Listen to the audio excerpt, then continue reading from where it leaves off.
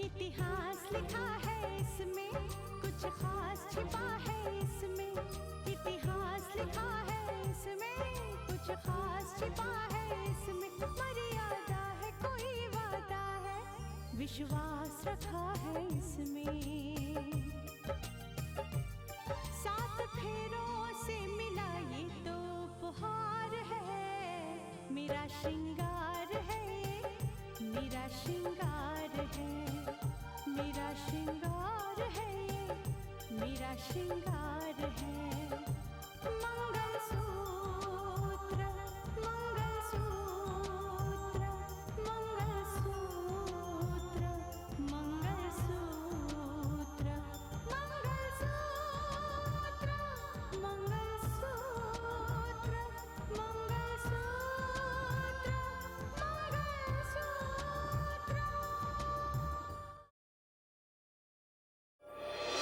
मैं तुमसे वादा करता हूं, जब तक तुम नहीं कहोगी मैं तुम्हें हाथ भी नहीं लगाऊंगा।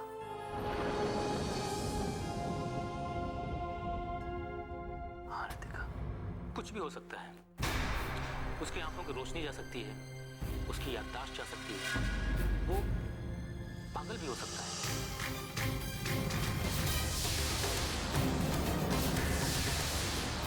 ये मेरी धर्म पत्नी। अब इस खेल को हम एक दूसरे अंदाज में ही खेलना चाहते हैं।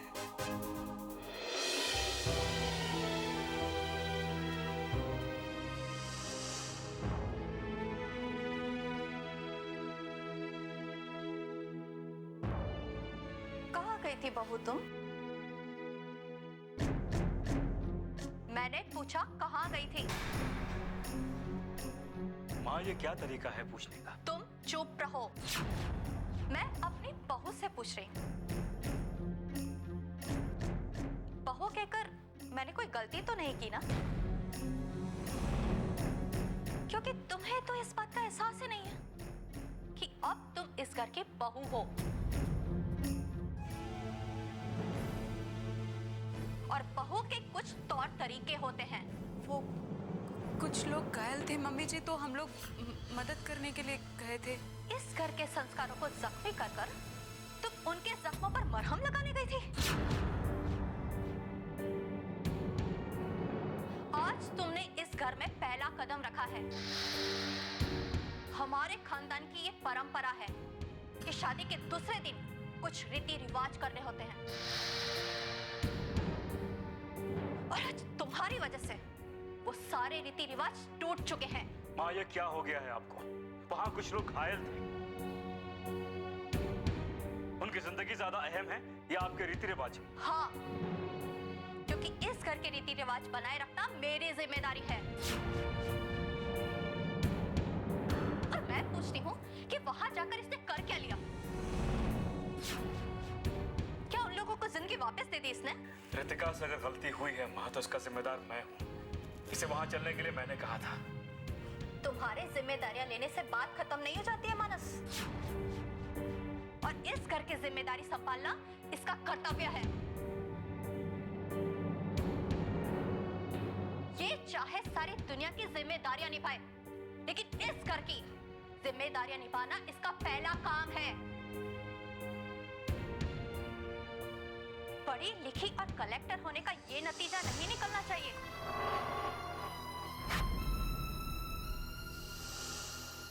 कि दूसरी जिम्मेदारियों के नीचे दब कर इस घर की जिम्मेदारियां दम तोड़ दे। इससे इस जिम्मेदारियों को संभालना होगा। अरे बस करो सुजाता, बस करो।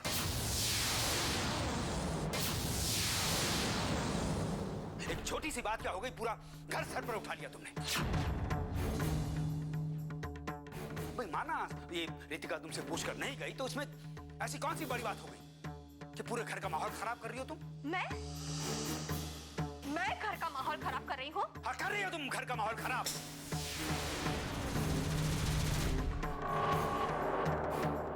अपनी ये चुपती हुई बातों से घर की खुशियों में आग लगा रही हो तुम। एक छोटी सी बात बर्दाश्त नहीं होती है तुमसे।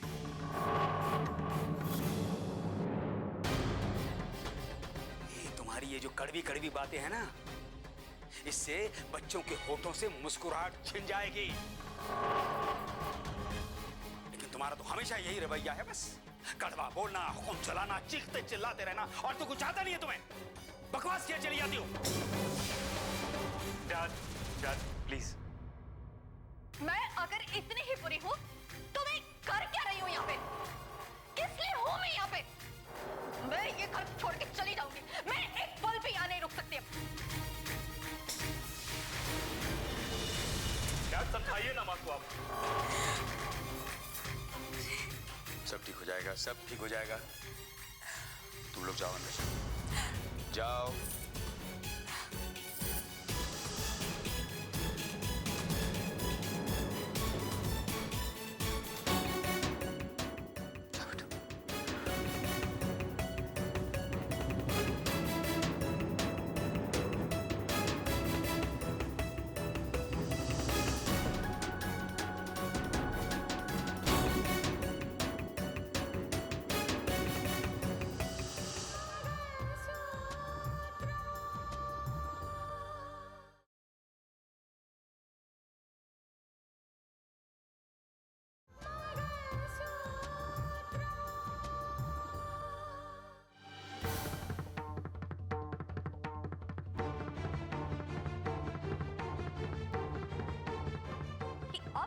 घर की बहू हो, और बहू के कुछ तौर तरीके होते हैं। आज तुमने इस घर में पहला कदम रखा है। हमारे खानदान की ये परंपरा है कि शादी के दूसरे दिन कुछ रीति रिवाज करने होते हैं, और आज तुम्हारी वजह से वो सारे रीति रिवाज टूट चुके हैं। पढ़ी लिखी और कलेक्टर होने का ये नतीजा नहीं निकलना चाहिए कि दूसरी जिम्मेदारियों के नीचे दबकर इस घर की जिम्मेदारियां दम तोड़ दे।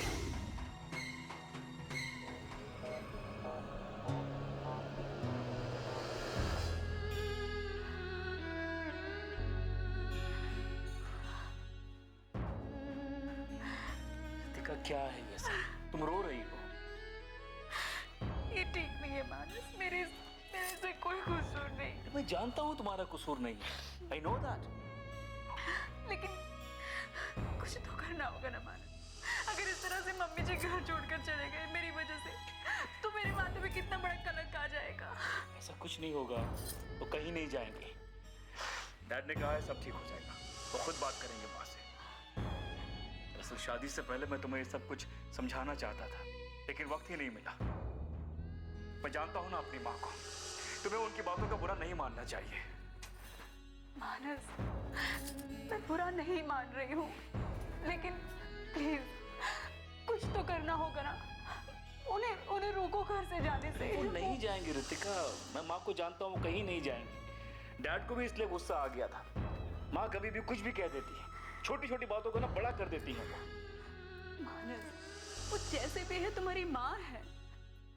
तुम्हें पता है, माँ बाप जब बेटी को विदा करते हैं ना, तो वो बेटी से कहते हैं कि अब जो कुछ भी हो, ससुराल ही तुम्हारा घर है और सास ससुर ही तुम्हारे माँ बाप होंगे। मेरा यकीन मानो, मैं इस बात को दिल से मानती हूँ। मैंने कुछ नहीं किया, मैंने मम्मी जी को नाराज नहीं किया है। मैं जानता हूँ रितिका, और तुम भी मेरा यकीन मानो। अगर तुम दिल से उन्हें अपना माँ बाप मानते हो, तो वो भी तुम्हें एक दिन उतना ही प्यार देंगे। अब रोना बंद करो।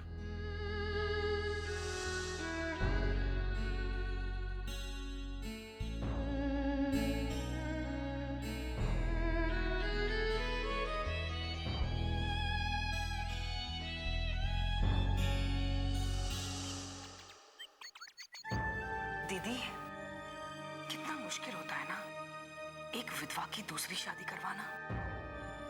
हाँ, तुम ठीक कह रही हो। हम भी तो कितने परेशान थे ना इस बात को लेकर। लेकिन ये तो अच्छा हुआ कि मानस रितिका को पसंद करता है। लेकिन दिल में डर सा रहता है। याद है आपको, मानस की माँ ने एक शर्त रखी थी कि जब तक रितिका अपने सारे पुराने रिश्ते तोड़ नहीं देती, वो उसे अपने बहू के रूप में स्वीकार नहीं करेगी।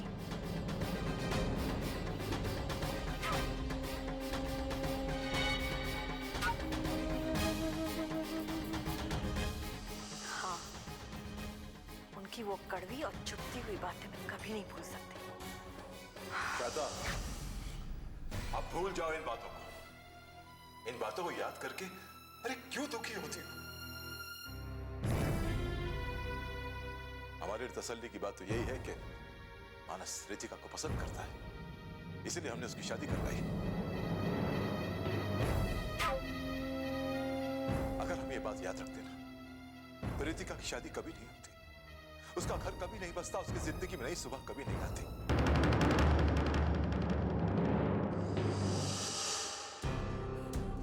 मेरा मकसद था कि रितिका की शादी हो जाए और कुछ नहीं। दीदी का मकसद एक ही था पापा, कि वो राकेश को बेगुनाह साबित करे, लेकिन आप नहीं चाहते थे।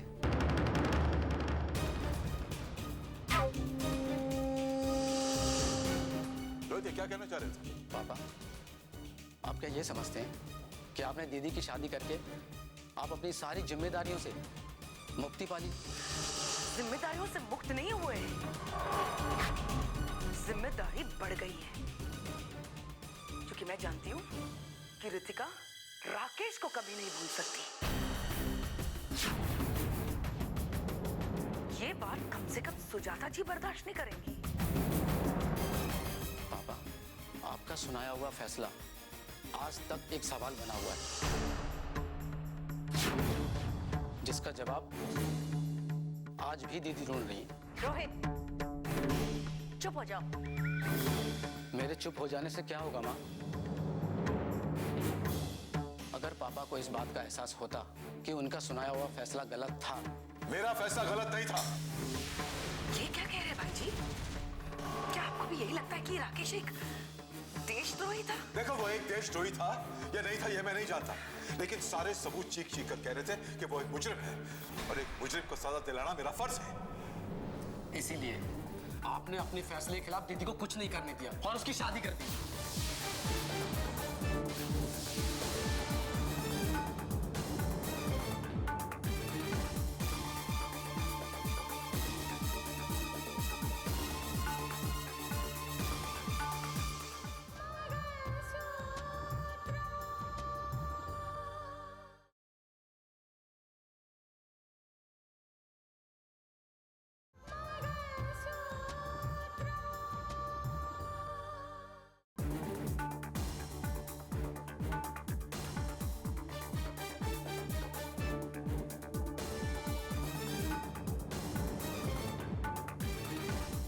यह है वो सीडी जिसे अदालत में सबूत के तौर पर पेश किया गया था।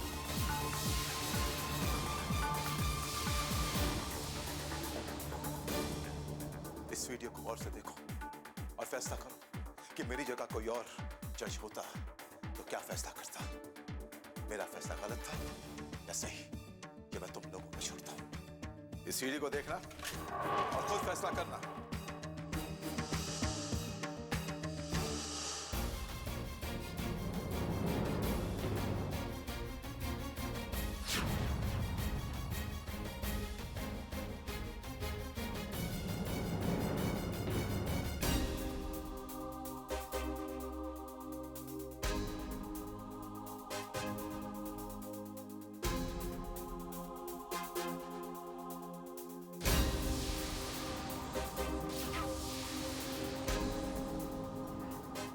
तुम्हारा काम हो जाएगा।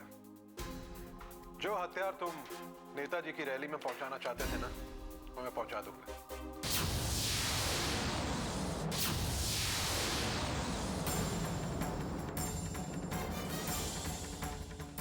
लेकिन सावधानी से।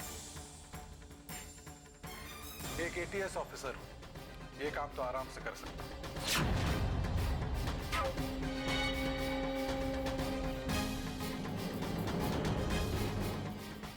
लेकिन इसमें जान और मान का बहुत खतरा है। नेताजी के साथ साथ 10-20 लोग तो जरूर मरेंगे। एक बात का ध्यान रखना कि वहां ज्यादा लोग ना हो। और एक और बात, हथियार आज शाम तक मेरे घर पे पहुंचा देना, ताकि रैली में जाते हुए मैं उसे अपने साथ ले जा सकूं।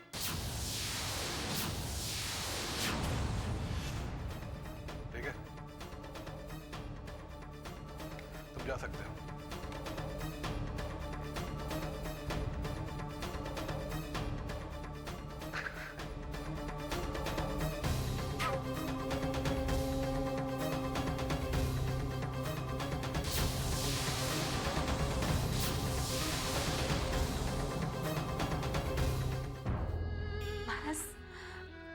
तुमसे तो बात कर सकती हूँ, लेकिन इस घर में राकेश के नाम का जिक्र तक नहीं कर सकती हूँ। ऐसा कब तक चलेगा? कृतिका, रिलैक्स। धीरे धीरे सब ठीक हो जाएगा। मैं तो खुद चाहता हूं कि राकेश का केस खुले ताकि सच्चाई सबके सामने आए। और इस मामले में जो तुमसे मैंने वादा किया था वो हर हाल में निभाऊंगा। I know। तुम तो अपना वादा निभा लोगे, लेकिन अफसोस तो इस बात का है कि राकेश के लिए आज तक मैंने कुछ नहीं किया है। अब देखो ना, तुमने मुझे वो जजमेंट की कॉपी भी लाकर दी, लेकिन इस सिलसिले में मैंने अभी तक एक कदम तक नहीं उठाया है। पता नहीं मैं क्या करूंगी। रितिका, उस कॉपी से मुझे याद आया, वो कॉपी मैंने पढ़ी है रितिका। उसमें किसी वीडियो का जिक्र है। वीडियो में क्या है रितिका? बिकॉज वो वीडियो इतना इंपॉर्टेंट है कि कोर्ट ने उसे सबसे बड़ा सबूत माना है और उसी के बिना पे राकेश को देशद्रोही साबित किया गया है। क्या है उसमें? हाँ मानस,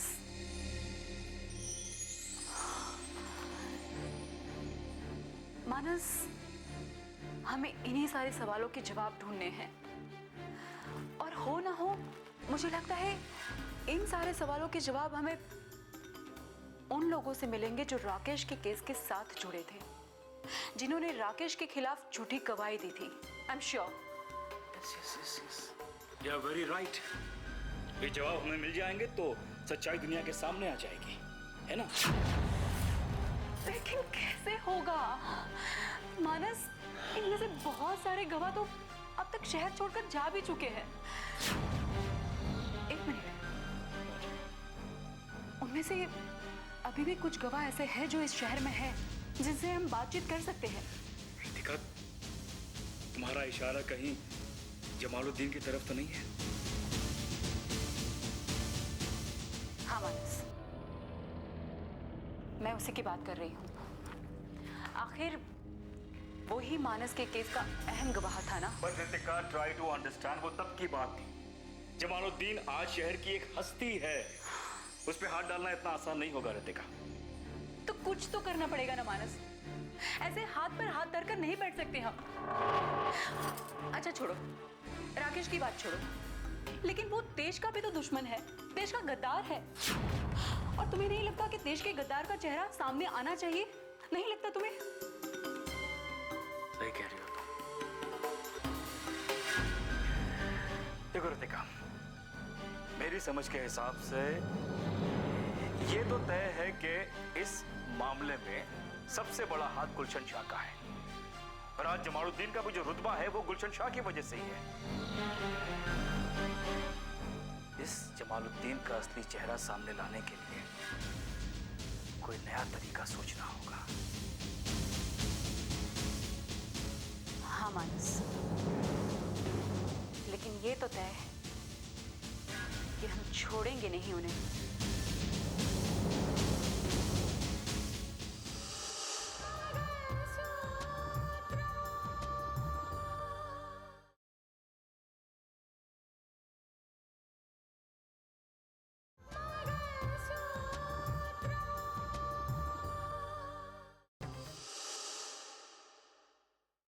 बेटा अर्जुन, ये माधव है, हमारे गांव के रहने वाले हैं। तुम्हारे एक्सीडेंट का सुना तो तुम्हें देखने आए हैं। कैसी तबीयत है तुम्हारी? ये जानकर बहुत खुशी हुई थी कि तुम जज साहब की बेटी की शादी में जा रहे हो, लेकिन बाद में पता चला कि तुम्हारा एक्सीडेंट हो गया है। तुम जानते हो इन्हें? हाँ भैया हाँ, सब जानता हूँ। उनका अतीत जानता हूँ। अरे मैं काफी दिनों तक उनके करीब रहा हूँ ना। क्या? अरे अपनी कलेक्टर साहिबा है ना, शायद आप लोगों को मालूम नहीं, मुझे मालूम है। ये उनकी दूसरी शादी है। हाँ वो तो मुझे भी पता है, लेकिन आप लोगों को ये नहीं पता है कि बड़े लोगों की बड़ी बड़ी बातें बड़े बड़े बगले में ही दब के रह जाती हैं। छोड़िए, मैं भी कौन सी बातें शुरू कर दिया। इनका नाम बहुत सुना था, लेकिन आप क्या जानते हैं इनके बारे में? एक कलेक्टर साहिबा है ना, जिससे उनकी शादी हुई है, वो तब से उससे प्यार करती है जब वो कॉलेज में थी। और फिर वो मानस अमेरिका चला गया। फिर मानस के जाने के बाद उनकी शादी पहले पति राकेश से हो गई। फिर भी प्यार का चक्कर चलता रहा। हे राम,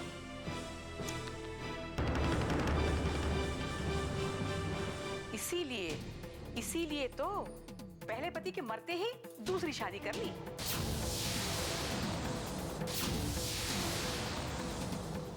हाँ चाची, दोनों बहुत खुश थे, लेकिन ये सब बड़े लोगों के बीच ये सब देखकर बहुत अफसोस होता है। अब बेटा माधव, अब तुम गांव जाओ तो जरा हमारे घर को भी देख लेना। अब जब तक अर्जुन ठीक नहीं हो जाता, हम लोग तो यहाँ से कहीं नहीं जा पाएंगे बेटा। चाची मैं गांव नहीं जाऊंगा, मैं यहीं रह के कोई काम करूंगा। और हाँ, मेरे लायक कोई सेवा हो तो जरूर बताइएगा।